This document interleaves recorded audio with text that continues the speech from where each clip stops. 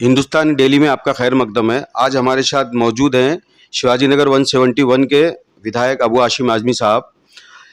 आजमी साहब बताएंगे कि जैसे सुनने में आ रहा है कि रईस शेख एनसीपी में जा सकते हैं।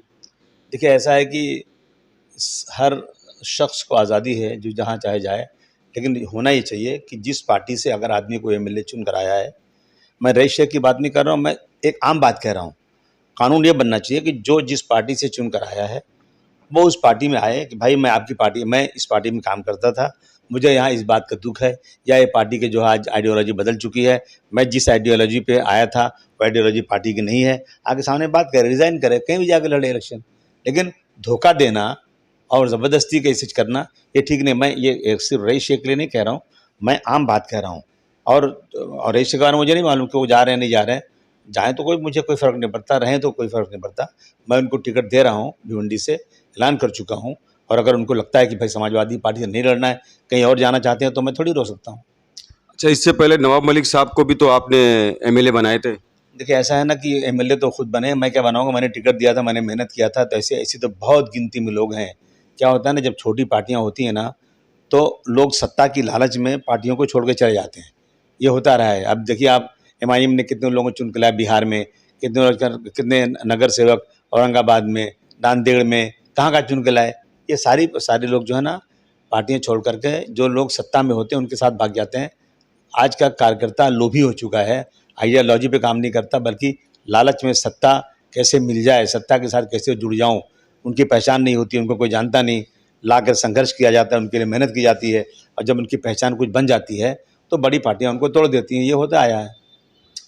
अच्छा, अभी 3 साल से नगर सेवक नहीं है आपके, पांचों नगर सेवक, उसमें फंड आपका ही जा रहा है, तो आप फंड उनको बराबर दे रहे हैं?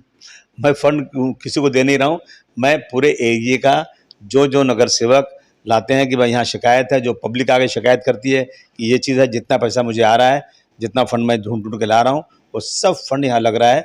और इलेक्शन होने के पहले पहले सारा फंड ज़ीरो हो जाएगा।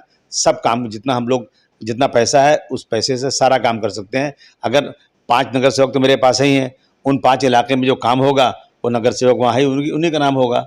और जो दूसरे एरिया वहाँ भी काम कर रहे हैं हम लोग।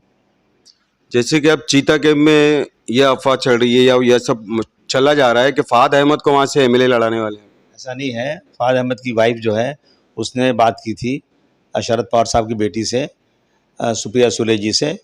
तो उन्होंने कहा कि मैं क्योंकि वहाँ पे जो पहले एमएलए थे वो पार्टी छोड़ चुके हैं, अब उनको कोई नया आदमी खड़ा करना है। तो सुप्रिया सुले जी से सौरभ भास्कर जी ने बात किया, तो उन्होंने कहा कि आप वहाँ एक मीटिंग लगाइए, हम देखना चाहते हैं। तो फहद वहाँ मीटिंग लगा रहे हैं। अगर वो सीट हमें अलायंस में मिल जाएगी तो हम लड़ाएंगे उसको, फहद को, और नहीं मिलेगी तो देखते हैं क्या होता है। अच्छा विधायक साहब, आपके इलाके में 90 फीट रोड पे हो गया और वहाँ पे रफीक नगर कोने पे हो गया, पुराना डिपो के पास हो गया, ये सब जगह कैमरे लगा के रखे हैं, लोगों पे फाइन आ रहा है, जिससे बहुत से लोग यहाँ पे परेशान हैं। इसके बारे में नहीं, देखिए, मुझे ये शिकायत मिली तो मैंने डीसीपी हमारे श्री भुजबल जी जो हैं यहाँ के डीसीपी, मैंने उनसे बात किया। देखिए, हाईवेज़ पे बड़े रोड पे अगर कोई लंबा सफ़र कर रहा है, कहीं जा रहा है, तो ठीक है, उस पर जो है अगर हेलमेट नहीं लगाया तो फ़ाइन लगे। लेकिन अभी कोई आदमी सब्ज़ी लेने निकला घर से, मोटरसाइकिल पे 100 कदम गया, बच्चे को छोड़ने कहीं बस स्टॉप पे चला गया, और कोई सामान लेने यहाँ से वहाँ चला गया, तो इस तरह का जो लोग फ़ाइन लगा रहे हैं ये गलत है। और बहुत लोगों को लग चुका है, तो उन्होंने मुझे वादा किया कि नहीं, आप मुझे टिकट भेजिए, जिन पे पुराना लग चुका है उसके भी फ़ाइन ख़त्म करने की कोशिश करेंगे।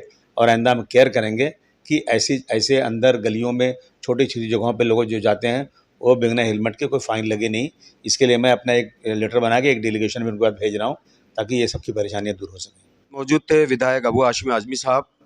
जो लोगों की परेशानी आ रही थी 90 फीट रोड पे ये सब फाइन मारा जाता ट्रैफिक की तरफ से, तो ये हाशिम साहब के पास इसकी शिकायतें आ रही थी, जिसके लिए उन्होंने ट्रैफिक डीसीपी से बात करी है और ऐसा फाइन नहीं पड़ेगा, या जिसका आया हुआ है उसको भी कम करने की कोशिश